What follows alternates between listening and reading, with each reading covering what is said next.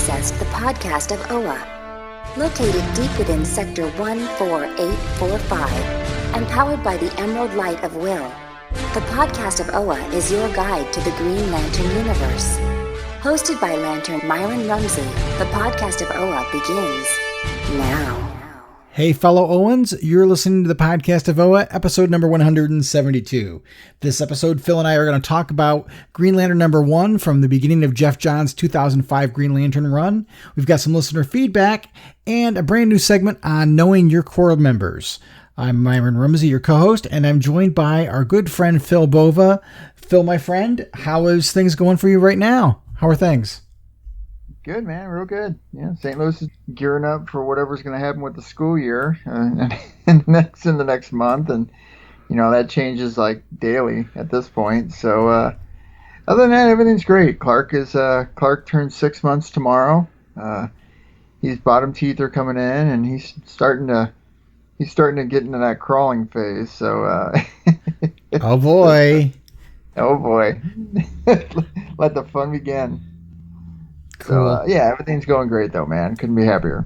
That's great. So we were gonna record a segment and talk about the Green Lantern 80th anniversary hardcover, but my comic shop has not gotten their copies yet. Thank you, Diamond Distributors, so much. They have not gotten their copies of that, and they haven't gotten their copies of the Space Traveling Heroes Collected Edition.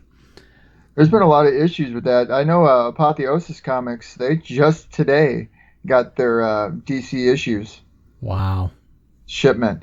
I mean, I don't know. I guess since they switched distributors or whatnot, I mean, I would assume that there's a lot of problems going on. I don't know. I haven't gotten involved with the conversation, but from a lot of people I follow on Twitter, a lot of them were complaining that they haven't gotten their issues and they haven't gotten their comics and stuff. I've seen pictures of people posting the books and stuff, so I know they're out in the wild, but something happened, and this was all Diamond. He got shorted a number of books, so and not just DC stuff. So I don't know what the deal is, but so I haven't been able to get my hands on the book, and I could go and order it from Amazon, but I'm supporting my local comic shop. They ordered copies for me on top of what they would normally order, knowing I was going to buy it. So I'm not going to stiff my comic shop. They've been very, very good to me, and so I'm going to wait it out. I don't blame you. I was going to try to see if they could order. I'm going to try to get my hands on one of those SDCC exclusive Cyborg Superman pop figures. Oh yeah, and, yeah. Man, it's so funny. Yesterday, a couple days ago, I was checking the price on them, and you know how they got the option on eBay where you can buy it now, and then the other ones where you bid, right? So the buy it now one, I found one for the low price of. It was $30.99 or $31.99 or something like that. I was like, okay, I got some time. No, I checked it today. All the ones you can buy now have gone upwards of $60. Wow, that's right. Crazy. So the ones you can bid for are starting low, but crap, you know how those go. I mean, the minute you outbid somebody else, you're going to get outbid right away anyway.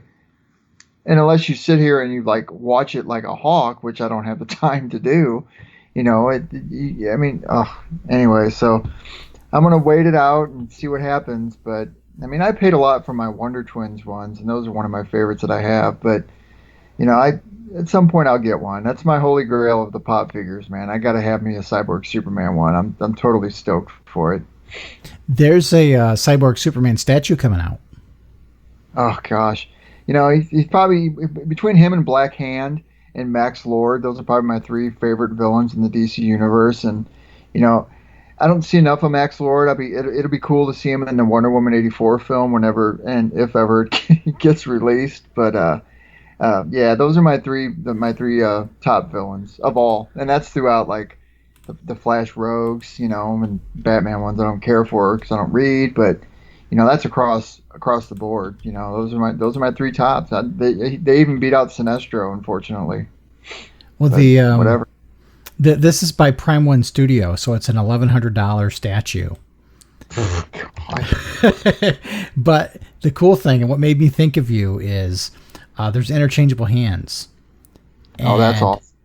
There's a real fabric cape, but it features different attachments, and one of them is a metallic right hand with Green Lantern rings on it. That's awesome. That's like the action figure one. Yeah, it's pretty neat. It's pretty neat stuff. I'm gonna look that up right now while you're talking about it. Tell the wife it's not too early to start planning for Christmas.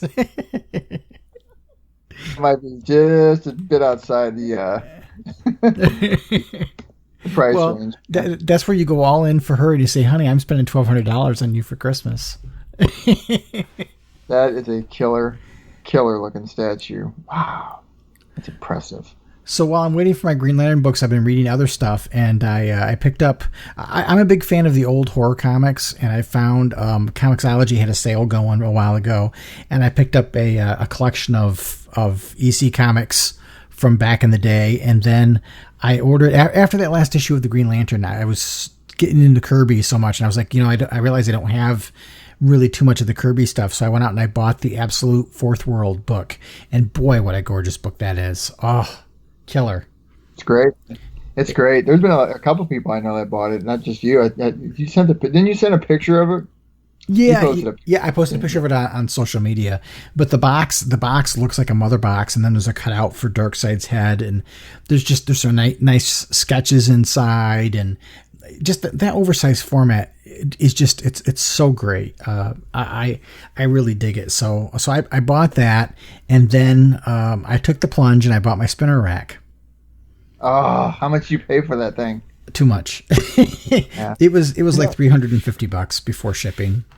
Here's what's messed up about that. If you could go back and think about all the spinner racks that those idiots tore out of all those stores or whatever and threw away, threw them in the dumpster, threw them out back, and they just went to rusted or whatever. Think about how many of those you could have snagged back then. And right now you could be selling them for like triple the price of what they were going for back then. Oh, easily. I've seen them on eBay for buku bucks, and I just decided to buy the new versions. The new versions have much better, there's something nostalgic about the squeakiness when you turn it around, but this has ball bearings in it that really give it a much better glide when you spin it around, and it's even got the nostalgic toppers on it. So I'm really looking forward to that. I ordered it. It's in production now. It's supposed to be shipping next week. I can't wait for that. I'm going to be shooting a YouTube video on that one since I can't do my book reviews. So now this is a sore subject with me right now, I guess, as I keep bringing it up. But so I'm doing that. And of course, after I went and I spent that money, my wife finds out that she's getting laid off at the end of August. So it never fails. And I said to her, well, I can try to cancel the orders. And she's like, no, you've been saving for a while for this stuff. Do it. We'll figure things out. But so I can't wait to see the spinner rack show up, and I'm going to enjoy it. And I've already starting to pick out comics I'm going to put into it. I'm going to have a section, a column that's going to be all autographed books. And then it's big enough to hold trades. So I'm going to put some of my trades in it and some of my favorite issues over the years. Obviously, I'm going to put Showcase 22 in there. So I'm really excited for that. But we've got some... Go ahead. Be careful with the heavy ones, man. Put the heavy ones on the bottom. If not, that thing's shifty. It'll tip over. Oh, yeah, true. I got to be careful. I've got to figure out where I'm going to put it. I'm in the process of trying to reorganize my lantern cave because I'm running out of space. I don't have enough wall space, and I'm running out of comic book space. I've got 16... Is it 16 long boxes? No, I've got 15 long boxes underneath my statues, and then I've got 5 more long boxes on the floor that I've got no place for. So I've got to do a collection purge pretty soon, I think.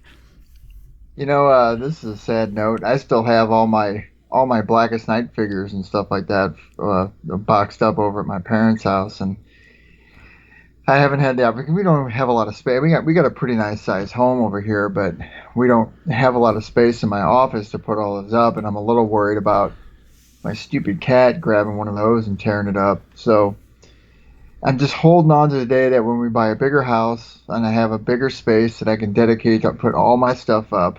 And I dream about it constantly. I just can't wait. We've got some other Green Lantern stuff to talk about too. One of the first things I want to do is I want to give a big shout out to a member of our Facebook group named Daryl. I'm not going to give out his last name, but Daryl is in the hospital battling COVID-19. So Daryl, I don't know if you're able to listen to the show while you're in the hospital, but if you are, I hope you know that we're all rooting for you. People on the Facebook have been putting very supportive messages up, and those that are not part of our Facebook group, I'm sure they wish you well as well. You got this. You can beat it, and we hope to hear that you're out and doing much better soon. Not good business, man. It's just, it's a shame. I don't know anybody who's had it personally yet, and I mean, I know of people, but I don't know them personally. And from what I understand, it's no joking matter, and it still isn't to this day. I wear my mask when I go out all the time, and unfortunately, there's just a pack of fools out there that just don't want to abide by that premise. And one of these days it's going to get ugly. And I hope Daryl bounces back from this. I hope he gets healthier because of it. And at least he'll be one of the persons to beat it. At least something could be said for that. Very true. So to get back to comic stuff, I know we've mentioned the Emerald Knight 80-year hardcover a couple times now. One of the questions people keep asking me is it something I should pick up? I have the 75th anniversary book. Should I get the 80th anniversary book? So over on the blog of OA, and I'll put a link to this in the show notes, I've got a list of the contents. And there are really only 4 stories from the 75th anniversary book that appear in the 80th anniversary book. And that's All-American Comics number 16, the first appearance of Alan Scott, Green Lantern Volume 2, number 59, the first appearance of Guy Gardner, Volume 2, number 87, the first appearance of John Stewart, and Volume 3, number 50, the first appearance of Kyle Rayner. Other than that, everything that's in there is stuff that was not in the 75th anniversary book. The other neat thing is that there are a number of essays or intros about Green Lantern written by different people. There's one for kind of each era. And one of them is a section called Social Justice, and it's written by Denny O'Neil. So it's another chance to see what might be some of Denny's last DC work. Some of the other things that are notable that are printed in the collection, there's the first appearance of Vandal Savage from an issue of Green Lantern, The Golden Age, Volume 1, number 10. There's a showcase number 23, which is the second appearance of Hal Jordan. There's the one called The Battle of the Power Rings that has the first appearance of characters like Chazalon and Larvox, and the first appearance of the Central Power Battery. There's the famous Snowbirds Don't Fly story. That's the one where Speedy's the drug addict. That's in there. There's Mogo Doesn't Socialize, which is the first appearance of Mogo and Bofunga. There's some good stuff. And there's the first appearance of Kilowog. Issue number 1 of Mosaic. If you never read the Mosaic stuff, the first issue of that is there, which is somewhat surprising because DC has not been printing any of the Gerard Jones stuff because of him being a pedophile and whatnot. But they've actually included a story of his in there. You and I talked about the Emerald Knights arc in the Kyle Rayner era when Hal time travels to the future with Kyle. The first issue of that is in this collection.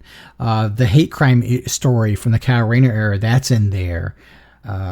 There's a story from Green Lanterns, issue number 15, the one where they spend a lot of time talking about Jessica's backstory. That's in there. The first issue of the Green Lantern for the Morrison run, that's in there. There's also an excerpt from the Green Lantern Legacy young adult novel. So there's some good stuff in there. If you don't already have some of it, it's a good way to get it. I know for me personally, I ordered it because of the essays and getting some of this content in an easier to access version. Some of them I don't have other than the original floppies, and I hate going to my long boxes and pulling the floppies out to read them. I'd rather read them out of a collected edition if I can do that. So I'm ordering a copy. I can't judge for anybody else whether that's of value to them, but if that's stuff that you don't have and you want to read, it's a good way to get it. I'm thinking about it. It's pretty cool. I like the way it looks, and I love the cover on it. How much is it going for? Do you know? I want to say it's about $30 or so. That's not too bad. So I need to pick it up. It's pretty cool. So yeah, I'm waiting for it to show up in my store. But there's essays by Geoff Johns. There's one by I mentioned Denny O'Neil already. There's one by Mark Guggenheim. There's one by Dave Gibbons, and one by a guy named Jerry Bales, and I don't recognize his name, so I'm not sure where he's from. That's the 80 Years of the Emerald Knight, the deluxe edition, correct? That is correct. Yeah. Yeah, it's 26.99 on Amazon. That's not bad. That's Oh Prime. no, that's not bad, and you'll get it before I do. Free delivery Sunday. I'm a broken record. And the other thing, I don't know if people saw it or not, but there are a couple of anthology books that DC Comics is put in October for Halloween, and one of them is called DC: The Doomed and the Damned. And in that particular issue, it's going to have a team up between Hal Jordan and Etrigan, which is kind of it. Yeah, it is kind of an offshoot combo. I got a buddy of mine I used to work with at the school. He was a big, huge Etrigan fan, and every time I'd bring up the character, he'd always try to rhyme like him, and he'd sound so. I mean, he would sound funny doing it, and I'd laugh at it. But it's like, I mean, he's the only known character that talks in all these rhymes, and it kind of makes you wonder. Any writer that ever does that character, I mean, can you imagine how hard it would be to like come up with his narrative, and especially to put it in a comic book? And it's so humorous, and he's unique in his own right, and it ought to be a fun combo. I think it'll be interesting. It's going to be written by Ken Porter, and the artist is Riley Rossmo, who I'm not sure if I've seen any of his work before. Riley Rossmo, huh? Never heard him either. It's going to be kind of a steep price. It's going to be a $9.99 book. It comes out on October 13th. It'll be worth it. It'll be worth the read. I'm a little, I've been reading some of the DC stuff, which, Tom Taylor, I mean, the guy just is an Elseworlds writer. I mean, that's what he's just, if there's any kind of Elseworlds story that you want to write, I mean, that guy is your guy to write it, and the DC's book is really good. The only thing I don't like about it, and I don't know if you saw the cover of the one that's coming out that shows the Lantern Corps on it. Yeah, I saw that. It's Black Canary being a Green Lantern, which, I mean, she looks cool, and she's completely awesome in the book, but it's just a little weird seeing it. I mean, but that's what Tom Taylor does, right? He bends these characters in different ways, and he did a lot with the Injustice. It's really, really interesting, and I'm really, really enjoying it so far. I actually like it better than the Metal storyline, to be quite honest with you. But it's cool. It's interesting. If anybody checks it out, it's a fun read, and it has its fun points to it. And different characters show up, and you're like, whoa, that's such and such. Wow, it's weird seeing them in this kind of situation. But that's Tom Taylor for you, man. The guy's got a knack for it, and I gave him a big shout out on Twitter, and he responded to it. He was flattered, and I was like, man, dude, you're awesome when it comes to his writing. Just love his stuff. Yeah, I thought it was kind of a neat story. He kind of got revenge on Hal. In the Injustice books, he killed all the other Green Lanterns except for Hal. So this time around, he had killed Hal right in the very first issue. Yeah, the Injustice series, man. I just remember. I remember reading year one. I waited until all of it passed, and I was like, I'm not going to read it. I wasn't interested in it at the time, but then I started reading tidbits of it, and I was like, I need to go through this and just read it. So I started from issue 1 in year 1, and I ate it up. I went all the way up through year 1 and year 2, and man, it was so enjoyable. Not as enjoyable as Blackest Night, but it was enjoyable. The year 2 stuff where you had kind of the ghost of Guy Gardner, that was pretty interesting. Yeah. It's off the wall, and it's just, I don't know. It's just the way he bends it. Like I said, the way he bends these characters to different archetypes, I guess you can say. It's just really, really fun. And from what I understand, he has a good time telling stories like that, and different versions of these characters are unique and stuff. It's in its own right. It's its own book, and it doesn't follow a canon, obviously, but it's good stuff to read. It reminds me, I always enjoyed the Marvel What If series, and it reminds me a little bit of that. And you see things you wouldn't really think of. It's got to be, I think, creatively very liberating that you can do things with the characters that you wouldn't be allowed to do in the normal continuity. Yeah, because he's kind of like setting up his own type of universe, I mean, his own Elseworlds story arcs, and it fits in its own niche, and it's good stuff. Anybody out there, just check it out. You won't be disappointed. Tom Taylor does knockout job on the stories, and the art across the board. It's been awesome. So check it out. It's good stuff. Cool. Well, let's take a quick break. We will come back and do. We were talking off mic about we started this podcast in 2011, so we missed most of the Johns run in the beginning. We missed the first 4 or 5 years of that. So I thought, well, let's go back. We're looking for some material to do as retro reviews. Why don't we go back and start covering those old issues, because we have never talked about them on the show. So I'm excited to talk about the first issue of Geoff Johns' run. It's kind of interesting to go back and reread it through the lens of knowing what we know now. I think that's always going to be kind of fun. And we have some listener feedback. And then you've got a new segment where we're retiring the Green Lantern Fun Fact and giving it a break for a while. And you've got kind of a who's who of the Green Lantern Corps as a new segment. So I'm excited for that. Yeah, it's going to be good. Good stuff moving forward. In brightest day, in blackest night, no evil shall escape my sight.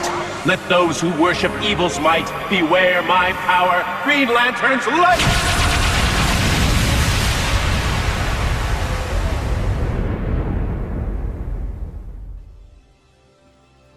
All right, welcome back, fellow Owens. And this time, we're going to start a new segment, and we're going to talk about Corps members, past, present, future, doesn't matter. I'm just going to shoot out a new one every time we talk about them. And in this one, and the member of the Corps from Space Sector 2682 is Izamat Cole. Izamat Cole was a Lazarkan, one of the different races indigenous to Thanagar, and a veteran soldier of the Rann-Thanagar War. A member of the Imperial Thanagarian Army, Cole was scheduled to be executed for killing his commanding officer because his superior wanted to surrender to a squadron of Rannians. Cole explained that he hated cowards and that after killing his superior, he and the rest of the squad defeated the Rannians, and that his fellow soldiers attempted to report the superior's death as an accident, but Cole, who personally held truth as a guiding principle, refused to lie. Now, Izamat Cole, his first appearance was in Green Lantern Corps Recharge number 1. It's a November 2005 issue. And he was created by Geoff Johns, Dave Gibbons, and Patrick Gleason. And his home planet is on Thanagar, and his partner is Vath Sarn. And of course, his abilities rely on willpower. And there you have it, Izamat Cole, a member of Space Sectors 2682 from the Green Lantern Corps. Welcome back. And this episode, we're going to be talking about the very beginnings of the Geoff Johns era. And we're going to start doing these as the retro reviews. And we're, of course, going to start with the very first issue, the 2005 relaunch of the Green Lantern book, with Geoff Johns on the writing chores. And the pencils in this first issue are a combination of Ethan Van Sciver and Carlos Pacheco.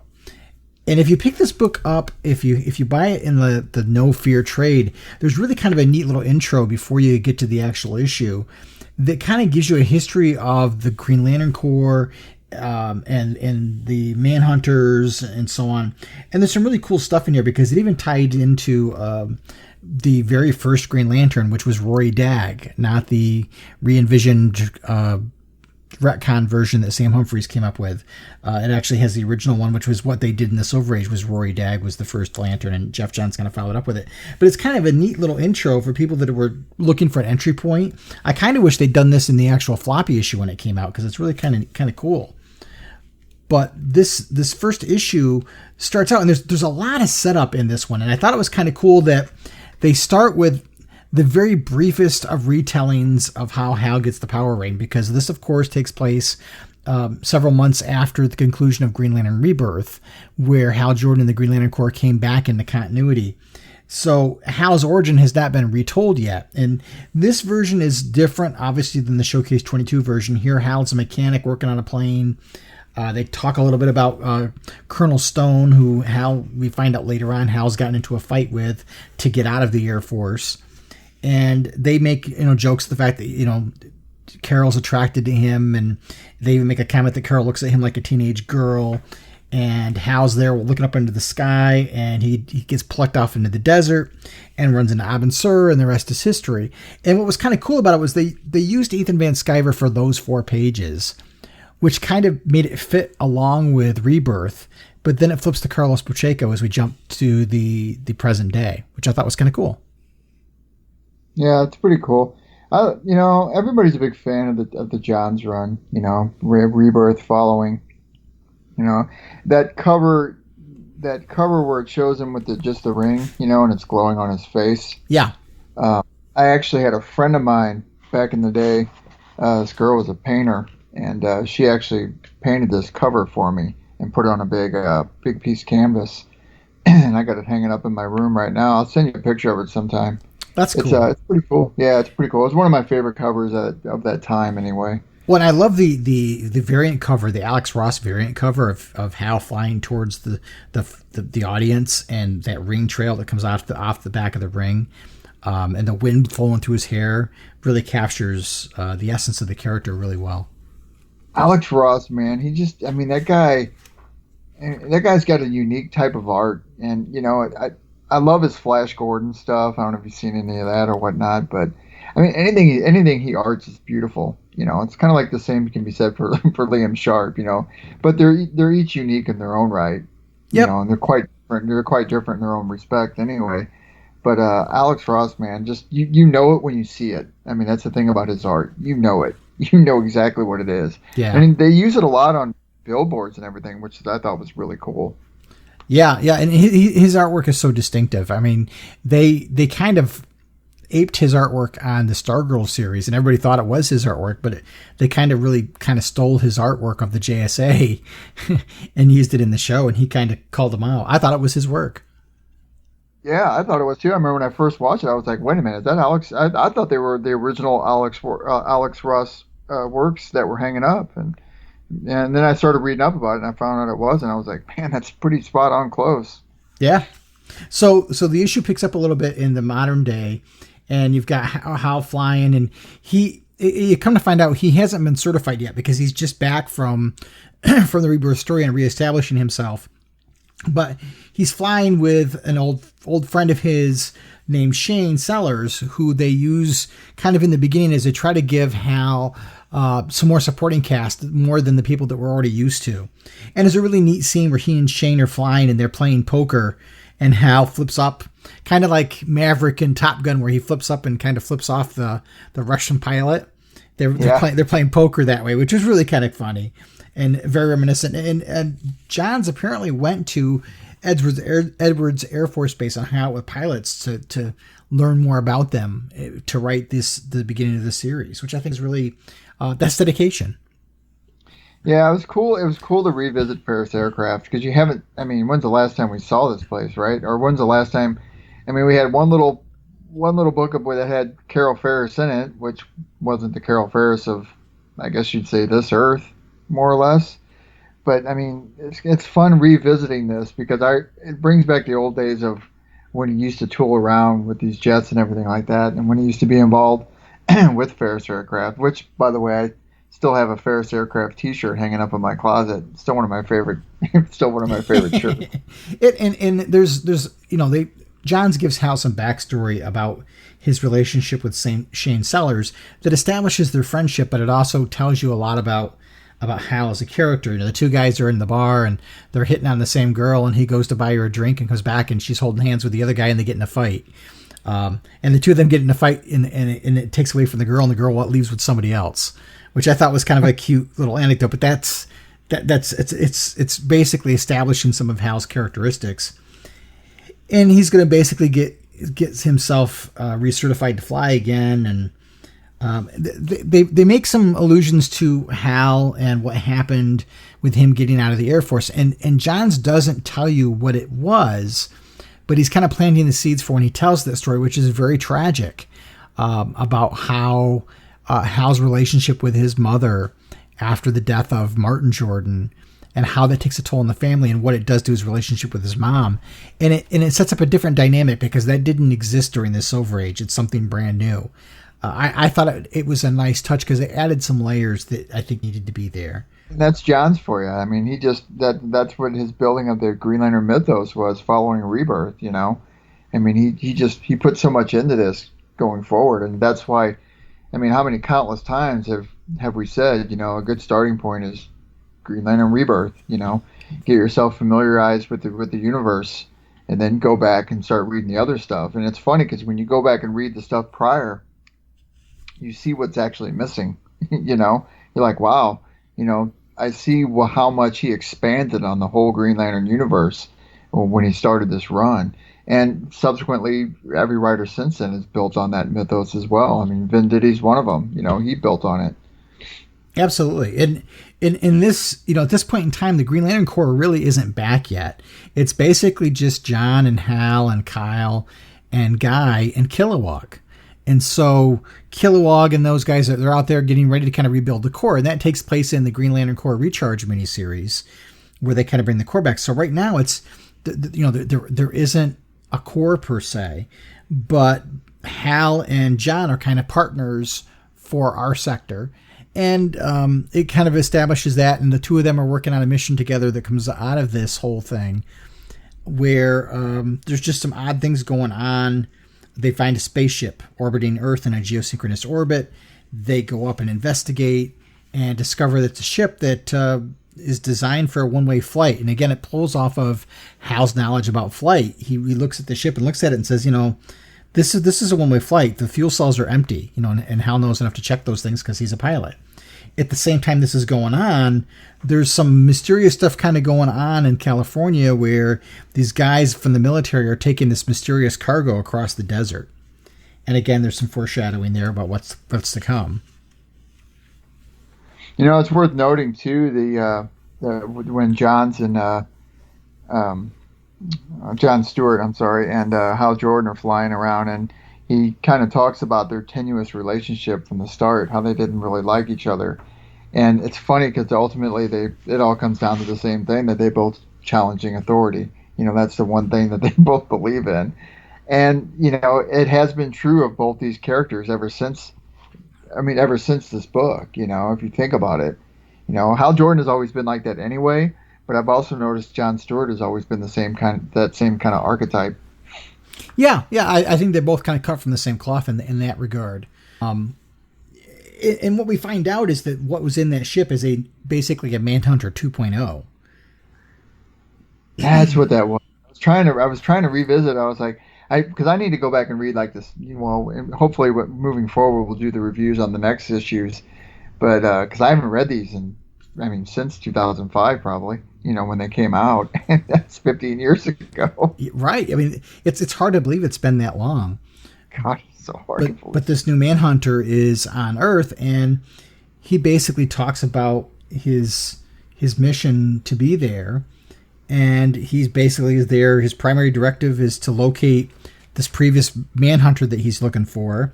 And his secondary directive is to terminate all life. And he kills a guy in very visceral fashion, mind you. And in the early issues of this series, there were a lot of visceral images, which were definitely not kid-friendly. And this is certainly one of them. But it's like a lot like that Blackest Night was kind of the same way, Yep. It had the same kind of mode to it. I miss those times too, because, it is graphic in content, but in all honesty, it's graphic novels. That's just the way the name precedes itself. And this is the kind of, nobody likes to see gore. But you see it in a lot of books nowadays, especially the main lines like Superman and stuff. It's more tempered. It's not as graphic as this. Right, and it's used here for a reason. It's basically trying to establish that this new Manhunter is not your father's Manhunter. And this is going to be a very grave threat when he encounters anyone. He's a whole new level of this. And the scene then, goes back to Coast City, and we see Hal arriving there. Hal's living in Coast City. It's still under construction. People have not really moved in any great detail. And there's some exposition as Hal is kind of talking about, not verbally, but mentally, you're hearing him think about the situation, about how the government's rebuilding Coast City and so on, and nobody's shown up yet, and Hal thinks they're afraid. And there's a neat little piece of foreshadowing because you see a shark swimming out in the distance. And we know that later on, the shark shows up as, the character, the shark. And Hal gets reacquainted with his brother Jim. which was a cool interplay. I liked the way them guys were just hanging out on the balcony talking.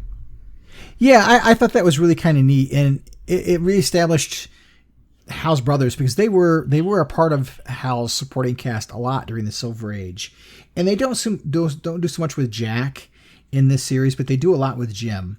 And Jim kind of represents that whole thing with Hal's family, where they kind of retreated from life after the death of Martin Jordan, and they became afraid of everything, and that Hal's mother really kind of overcompensated for anything that might pose any kind of a threat or a challenge to their kids. And that really went against Hal, because, Hal idolized his father and he wanted to be just like his dad. And so it really put a strain on the entire family dynamic. Well, like he says here, he's wearing his coat, and then he also mentions Dad would have come back to Coast City too. But, reflective of that, Jim even says Mom wouldn't have. So you can kind of see which one's the mama's boy and which one's the daddy's boy. Right. And then there's another allusion to Hal giving up his rank for his mother. And again, a story which we have not seen yet. But this is Johns just kind of planting the seeds and kind of piquing our interest as readers of, what was going on? Because this is, again, something new for the character. And it's depth, it's like, don't get me wrong. I've thoroughly enjoyed Morrison and Sharp's run so far. But as far as adding depth to the mythos, to the Green Lantern universe itself, I don't think it's done that. I think it's added to Green Lantern, but not to the depth of the characters themselves. And I think a lot of John's earlier run, moving forward, that was the one that paved the way for how deep of a character Hal Jordan was, number one, especially coming off Rebirth, especially coming off all that has transpired before that. It really, really set a path forward for him as Green Lantern. Well, and Geoff Johns came into this run with a plan. He had 3 major stories he wanted to tell, and he likened it to the Star Wars trilogy. Rebirth is A New Hope, and the Sinestro Corps War is Empire Strikes Back, and Blackest Night is Return of the Jedi. And so he had this big 3 saga storyline he wanted to tell, and this is the start of it. So he's planting a lot of seeds that are going to pay off again as time goes on. And we see some of these things start here. The next sequence, I love this next sequence where Hal saves a jet, and it harkens back to the Showcase 22 rescue of Lamansky, the guy who eventually becomes the Phantom Lantern. But this is not that character. This is Cowgirl, and we see her debut, and she gets out of the jet, and Hal's jaw just drops open. And that line where she says, "Thanks for the save, superhero," and then he hears Hal's thoughts, and he goes, "Yellow, my one weakness," because she's a blonde. And I thought that is so perfectly written for that moment. It is, and it's so good to see Cowgirl. I've always liked her. She's a great character. They wish they did more with her. Yeah, I remember hearing interviews and reading interviews with Geoff that he was trying to add some things to Hal, that he never saw Hal as a one-woman man, and I agree for a couple of reasons, but I think he was trying to introduce some different characters to make the relationship between Hal and Carol be more complex, rather than the boss pining for the pilot who she doesn't want to have a relationship with because he's an employee bit. I think Geoff kind of looked at the relationship between Martin Jordan and his mother, and Hal being a witness to some of that stuff, and Hal being, I don't want to say afraid of intimacy, but not wanting to be emotionally intimate with anyone because he saw what that did to his mother. He saw how the relationship between Martin and his mother, she was so afraid and she lived in fear all the time because of what Martin did. Hal looks at what he does as just as dangerous and more so, that he would never want somebody who really cares for him to feel the way that he saw his mother feel about his father. So that's why he emotionally distances himself. Yet he still has the cravings for physical intimacy and connection with people. So that's why he kind of sleeps around, or, he's a woman's man because he doesn't want to get close because that ties him down and may make their life more difficult. And that's only my own analysis of it. I don't think Johns has ever said that, but that's how I've always looked at it. Sure, that makes sense. I get it. But, as they're doing this, they're looking at the engine on the jet, and it's not normal technology, to say the least. No, it's not. Is that Manhunter technology? Yes. So what we find out is that the military are basically reverse engineering some of the tech from the Manhunter that they've got in that truck. And one of those things is the jet that's being powering her Cowgirl's airplane. Very cool. Good stuff, man. And then, of course, you kind of get to the end of the issue, and there's again a bit more foreshadowing. Now that we realize it's not from Earth, you see the truck driving further, and then you see an eye light up, and it's the Manhunter who's starting to awaken, maybe being triggered by the arrival of Manhunter 2.0. And he basically says, "No man escapes," but you don't see who it is, but obviously you know. You know, with that line, And I thought that was just such a great intro issue for this run, because it does a lot of things to establish characters and locations, sets up the plot. We get an idea of what's going on. There's not a lot of action in this particular issue. There's the plane rescue, and you've got the attack of the Manhunter, but there's a lot of character-driven narrative and a lot of setup, which most first issues are. Yeah, but it sets the tone, Rebirth paved the way, but like his first few issues in this run are setting the tone for Green Lantern, for Hal Jordan mainly, and he worked well with what he like. Geoff Johns. He's a great writer, and he even did the same thing with when he worked on the Flash Rebirth. It was the same kind of. It was the same kind of template. He reinvented the character entirely from what it was to what it is now. And again, we always say, if you ever want to pick a good starting point, these are the issues to start with. This will get you presented to Hal Jordan, because it shows a relationship with his brother. It gives a little backstory about his folks. It even starts off with that little bit of tidbit of how he got the ring in this issue. So it gets you acclimated to what Geoff Johns is going to do moving forward with these issues. Absolutely. And it even if you didn't read Green Lantern Rebirth, if you were at the time wanting to jump into Green Lantern, what a great starting place, because it's totally accessible. There's nothing there that you really need to know the history of, because Johns writes it in such a way that for those that are familiar, they can kind of say, oh, this is how this is going to work now. But for people who are brand new to it, and let's remember that Johns brought a lot of people to Green Lantern mythology. That Rebirth series drew so much attention that there was a renewed interest in the mythology, that he drew a lot of new people in that didn't know the history. So he really had to tackle these stories in a way that didn't let down long-time fans, but were open and accessible to new fans. Yeah, I agree. He's got a following. He still does to this day. He still has a following. He doesn't write like he used to, but he has an overall following. And I've always enjoyed his stuff. I didn't much get into the Shazam stuff, and I didn't really care for Doomsday Clock all that much. But I enjoyed his Flash Rebirth. When he reinvented Aquaman, it was the same way. It was a reinvention of the character. You would not have the Aquaman you have now if it wasn't for Geoff Johns. Before Geoff Johns took over that title and began it again, he reinvented it in such a way that he used to be the punchline, and he's not the punchline anymore. No, I think John has some definite talents when it comes to taking characters that are maybe underappreciated and polishing them off and putting a new coat of paint on them and making them interesting again, as well as he has such a great knack for writing compelling villains. Yep, I agree.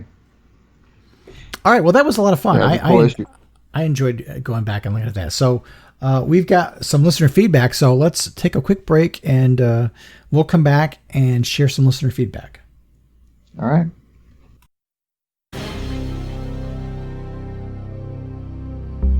This is Salak, Green Lantern of Sector 1418, and you are receiving the podcast of Oa. The podcast of Oa. All right, Myron. Well, looks like we got some listener feedback. This is a long one from Michael, and he's responding to episode 170. And Michael says, quote, I just finished listening to the latest podcast, number 170, I believe. Great discussion all around. That is, until you all started talking about the last story with Jessica Cruz and Simon Baz. When I read it, it was very blatant that the writer was shoving a political agenda into the story. The Red Hat comment was screaming it. Now, I did not check to see who wrote it, but when you said the name Senna Grace on the podcast, I thought to myself that I should have known. I mean, he did it with Iceman when he wrote for Marvel. His politics is what got that book canceled. I am an avid X-Men reader and have been for a long time, so when Bendis started to reimagine Iceman, he really hurt a lot of old-time readers. Then Senna Grace started writing Iceman just to further an agenda a lot of us X-fans stopped after the first issue and sold the book. Here's a quote from boundingintocomics.com. Marvel is claiming the book is coming back by popular demand. However, if you look at the number of copies purchased by retailers, Senna Grace's first run on Iceman was anything but popular. The first issue sold 34,202 issues to retailers in June 2017. The second issue would only sell 22,075 issues in the same month. By the final issue, Iceman number 11, the book only shipped 10,200 units and was their 170th most shipped book. Those numbers don't scream popular to me. If we look at Amazon sales numbers, Iceman Volume 1 isn't even listed as a top comic or graphic novel. It's listed as a top LGBT comic and graphic novel at number 129. Iceman Volume 2 does fare better as it's listed as number 70 in LGBT comics and graphic novels. Now, I could go on, but this email has gone on long enough. Suffice it to say, when I heard who wrote the story, I was not surprised to see the type of content in the story. Let's just hope he doesn't start writing for DC much. Thanks for letting me vent some, and thanks for the awesome podcast from a fellow Owen. Hey, man, it's nice to see that's taking a foothold. Love it. Thanks.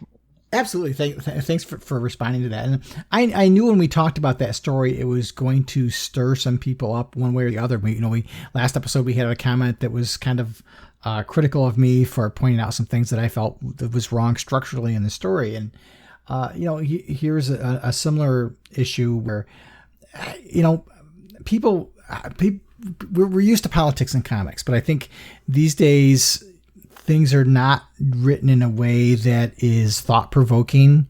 It's more lecturing, and I think a lot of people react negatively to that. And I just think that it alienates a lot of fans. And so you see things like this with Iceman, where this is a character that Michael loves, and you can see the sales weren't really there because people kind of didn't respond to the changes being made.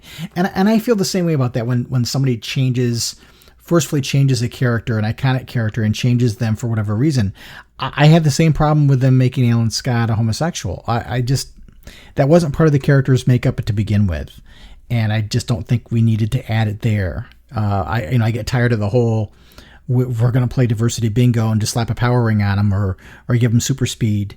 I think we need to have different voices and inclusion, but I don't think it's a good idea to hijack a mythology to do that, because you alienate a section of your audience, and then those characters don't take off. Well, to me, it's lazy writing, because if you can't produce a character to show that diverse status quo, then why is it okay to just take it and slap it on another character just to say for what it is? Like you said with Alan Scott, I don't have an issue with what they did.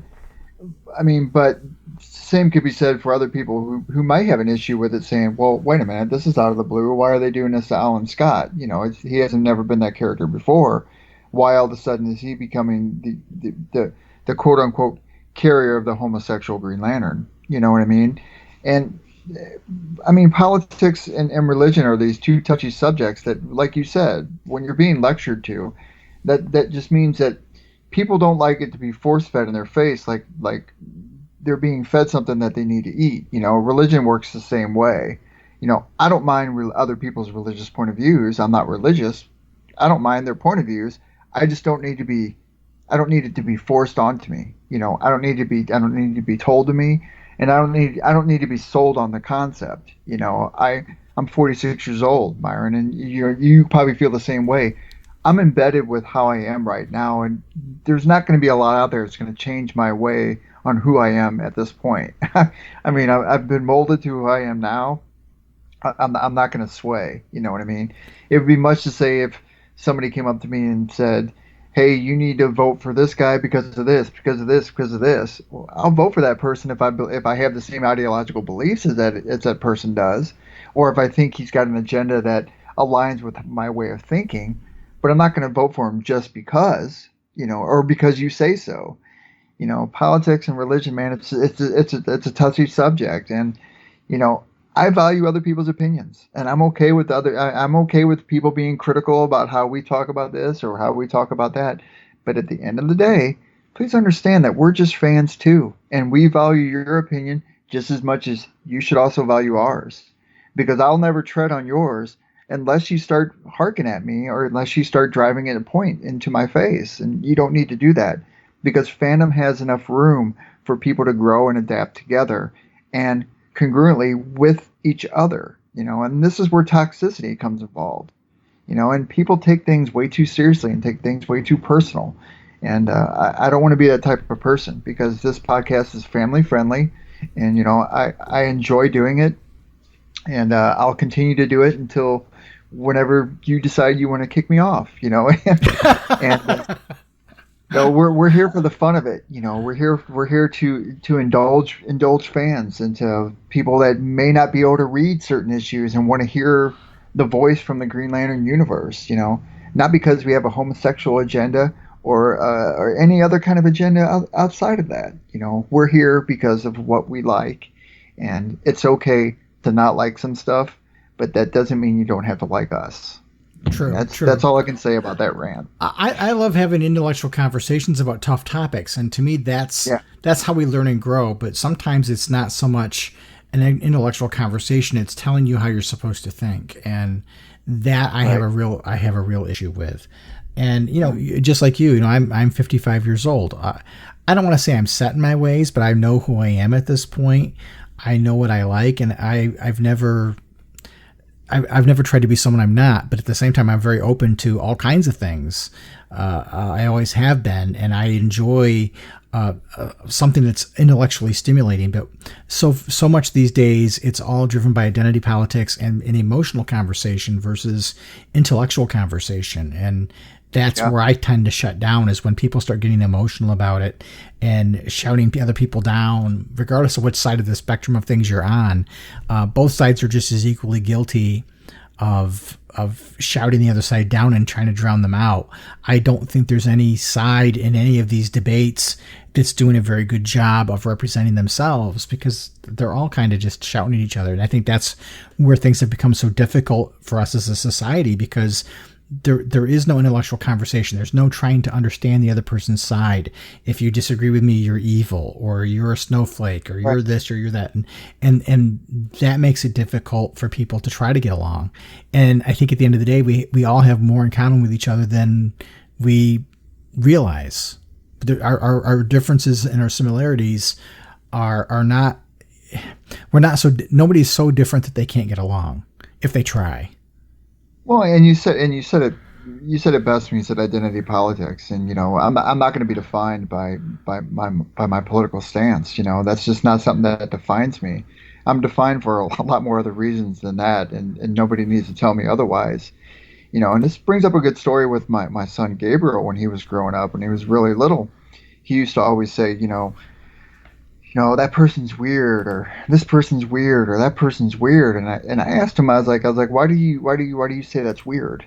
Well, because that's not something that's normal, or that's not something that I would do, or that's not something that this person would do. I'm like, I understand. I go, but a better word to describe that person would be that's different, And I said that I think that's a better descriptor for an individual than saying that's weird, because if you know if the person's weird by that proximity alone, then you're automatically denigrating that individual to another spectrum that they don't need to be in, just because their ways don't align with yours, and, we're all different. Everybody's different, and we're going to be different for years and years and decades and centuries to come.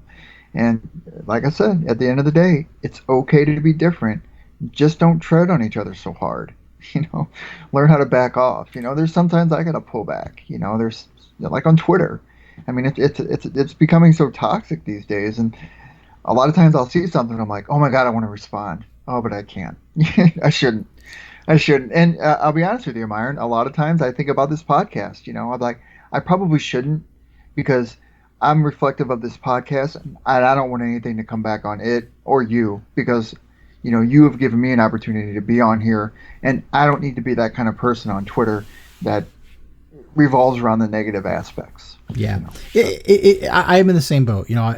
This is a brand that I've built, and I'm using my real name just like you are. So if I say something on social media, it reflects on my brand, because there's this cancel culture out there, and if you say something of an opinion, you're going to get nailed from one side or the other. You know what I mean? It's almost not safe to express yourself anymore.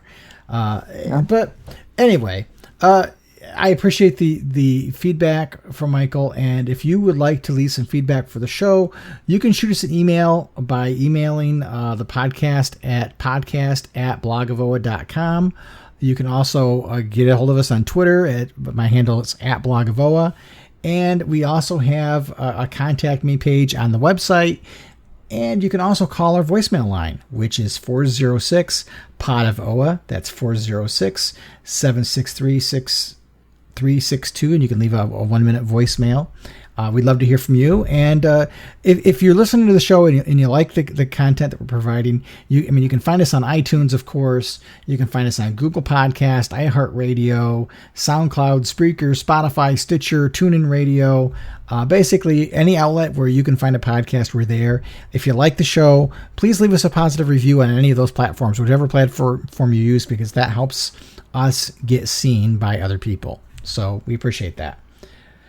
So, Buddy Phil, we are done with this episode, and next week I think we're probably going to do, if we record next week, we can take another week off and just go bi-weekly for a while. We'll either have a new issue to talk about, or we'll have issue number 2 of the Johns run. I know we've got the next issue of the Green Lantern, plus we've got Green Lantern Earth 1 Volume 2 coming out next month. That's gonna be good. The first one was amazing. I love Gabriel Hardman. Guy's great. I'm sure his second volume is gonna be just as good. Yeah, and they're gonna introduce other characters. I don't want to give anything away for people that haven't been following along, but some new characters are going to get introduced. So I'm excited about that. It should be really good. One thing I forgot to mention during the Green Lantern news, the October solicitations came out, and Justice League Odyssey is going to end. So I wonder. So this leads me to believe that they're going to do something with a core book. I mean, Jessica Cruz is just way too popular just to end a series like that. I mean, Odyssey may not have been doing well, but they're not just going to shelve her. I mean, they got to put her somewhere. She's too popular. She's branded now. I mean, there's got to be a place that she's going to have to go to. I mean, I find it hard to believe that she would just fall off the map like Simon Baz. But I'm going to be honest. I'm kind of glad it's ending.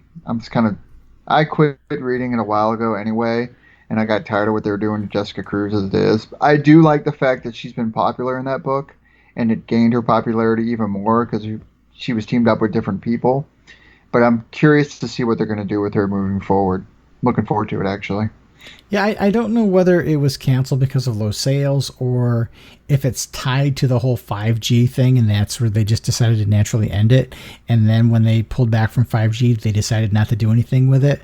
But it wasn't particularly selling very well, to be honest.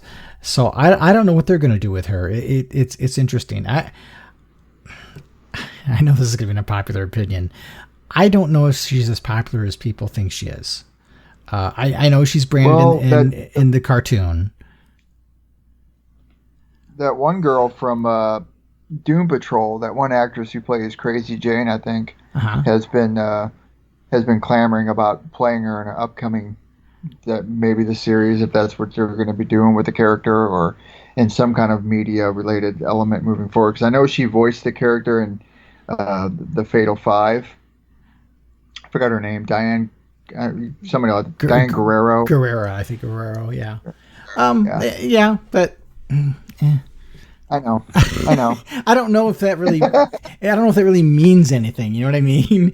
No, you're right. Actors lobbying for roles. What was the guy that was lobbying for Jon Stewart there a while ago? And it's the same as the rumors about Ryan Reynolds being back in right. Snyder Cut. Like that's not going to happen. Holy cow! I'm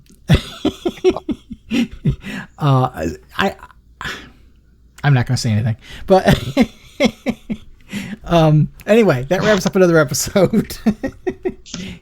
And we should be back in a couple of weeks, if not next week. So until next time, please treat each other well, wear your face mask when you go out in public, keep your power ring charged, and make every day your brightest day. The Podcast of OA is the official podcast of the blog of OA and a proud member of the Comics Podcast Network. Share your comments and questions by calling the show's voicemail line at 406-POD-OA. That's 406-763-6362. You can send your emails to podcast@blogofoa.com. You can also find the Blog of OA and the Podcast of OA on Twitter and Facebook.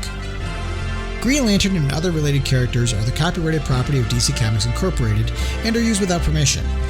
The Blog of OA and the Podcast of OA are fan productions and do not claim any ownership over the Green Lantern or any other copyrighted properties.